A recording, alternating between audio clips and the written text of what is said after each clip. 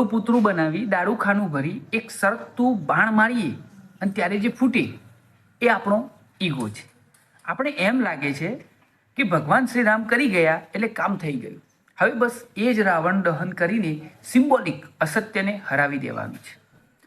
પણ રાવણને ખબર છે એ ભડભડ કરતો હસે છે આપણા પર, કહેતો હશે કે જો એક દિવસના રામ આવ્યા. આ એ રામોની ભીડ છે જે ઘરમાં બાપને તટડાવી નાખતો હોય. આ એ રામોની ભીડ છે જે સ્ત્રી અને એના પ્રેમને રમકડું સમજે છે. આ એ રામોની ભીડ છે જેનો ભાઈનો ભાગ બચાવી પાડવો છે. આ એ રામોની ભીડ છે જે મિત્રતામાં સ્વાર્થ શોધે છે. રાવણથી પણ ખરાબ ચરિત્ર હોવા છતાં રામ જેવો યશ જોઈતો હોય એવા લોકોને ભીડ બનતો જોઈ રાવણ પણ ભડભડ હસતો હશે જ. હસતો તો હશે જ ખરા, શ્યોર. જે સ્વયંના સત્યનો સામનો ન કરી શકે એ સત્યના વિજય જેવી વાતો શા માટે કરે? તો રાવણ બળે કે હસે? જવાબ કોમેન્ટમાં લખજો. જય શ્રી રામ, હર મહાદેવ.